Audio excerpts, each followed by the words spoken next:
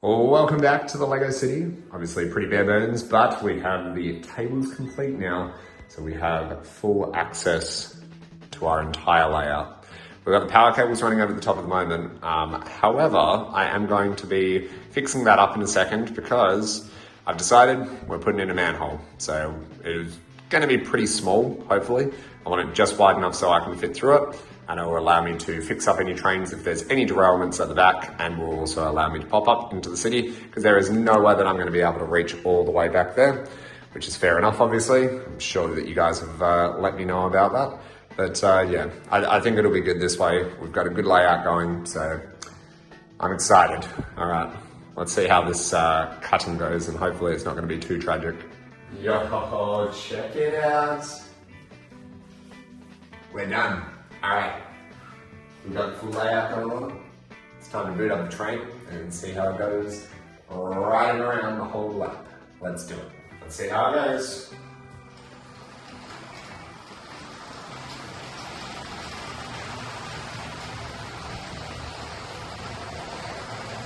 Seems alright. That little gap gets me worried at back there, but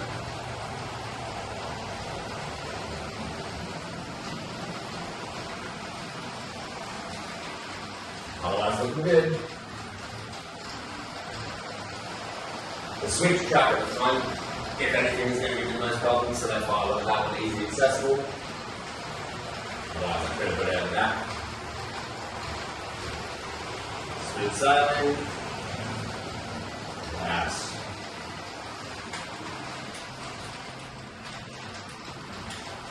Going to rough around that corner, but that's okay. And boost it up a little bit.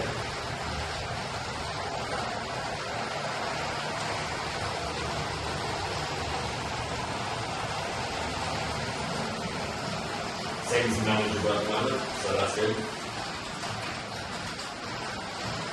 I want to see how it goes adding in the extra 2 carriages, because after doing the first one I went, oh yeah, this is all good, and then I forgot that we had 2 extra carriages to put in, so let's see how that goes. We might need to add another motor into it to be able to be strong enough to be able to carry it. This is going to be a struggle. If this is going to actually manage it, I'm going to be super impressed.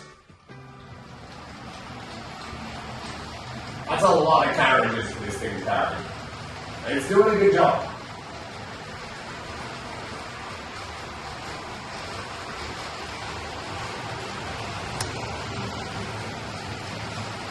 This is where I'm struggling, I think. This curve. That's a lot of weight to carry through. It can go faster, I think.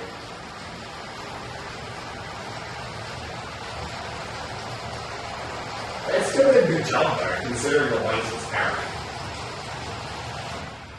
Nice. Alright. I'm happy with that. It's done well.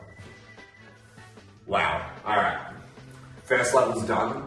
We're now working on building it up. Alright. I'm thinking 30 centimeters. It's a big space, but I want to have some builds underground in here, which are going to look fantastic at the end game. But we've got a little bit to go before we get there. We'll be able to build it up, have it on stilts, and then I'll be able to put everything in place. I have to cut another manhole on the next level up, but we'll do that in stages because I've got 5 big boards going in, and then basically these 2 again just on top, so should be good. Alright. On to stage number 2, I guess. Alrighty, so today we are targeting the next level and the hopeful final level to be able to put all of the Lego on top. We've got all of our legs down here, 25 centimeters long, and we're going to increase the height up a little bit. We're going to drill these ones in place and do it a few boards at a time. Now, there's 5 boards in total, 600 mil long each. So what I'll need to do is I'll do the first 3 boards, and then we'll have to play around with that little space there for the manhole to be able to come up and through. So that's the main goal at the moment, is just to be able to get the first 3 sheets in, and then I can actually start putting Lego on top if I wanted to. But we'll see how we go in terms of getting the support right for the legs. And then this last part here, whoops, stepped on something. This last part here will be the final part that we do. It's not going to be too bad. It's just going to be dodging the train track. So putting the supports in each of the levels or each of the corners to be able to make sure that it has enough. So we'll see how that goes. Yeah, we'll let you guys know how the table legs go in first. Alrighty, quick update for you guys. We've got 3 of the big boards in. I've cut what I need to for the manhole and the board against the wall there. The only thing that's not done from what you can see here is I've got to put these pillars screwed into the ground. Not all of them will be screwed in because I can't get underneath all of them because of several reasons. But yeah, this is roughly where they're going to sit. Shouldn't interrupt the trains. And yeah, I can't wait to get these boards on and then show you guys the final product. It's going to be amazing. And then we'll be able to have everything all set there. Underneath, we have the little area there for a diorama, I guess. Yeah, plenty more to do. Wow, all I can say is wow. We've got our platform covers on the top here with a manhole that goes straight through. We've just got to drill in these final pillars as well as make one more of the little diorama boxes like what I've made under here. And then we're ready to put the Lego on, which is just absolutely fantastic. Dun, dun, dun. It is finished. Look at that. I'm so proud of all of the work that I did to make this one. If you guys can see, there's a little gap there to be able to see through. It's very hard to see under here at the moment, but there is a little built-in enclosure or diorama area that we can build in. I'm planning on putting a station here at the front, which would be very nice. These obviously don't look the best at the moment because these are just timber offcuts that we used. And even these ones here, I used to have like a plinth or a stage in my room to be able to have elevated seating. I use those. I've bought new pieces up the top here and then cut the manhole in that and the bottom. All up, it's probably, I don't know, $300 at most that I've spent on this whole project to be able to set up the tables the way that I want, which is insane. Took a bit of time to be able to cut everything and put it the way that I need, but insane. Used obviously the cube units down the bottom here and one single one over the far side there.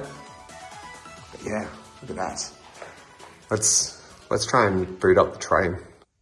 Can we boot it up? Yeah, all right. We're going. We're going.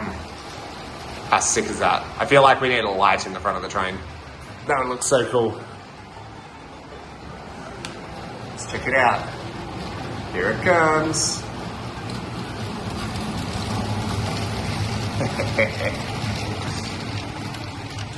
That's awesome. So cool. Switches over into the inside loop.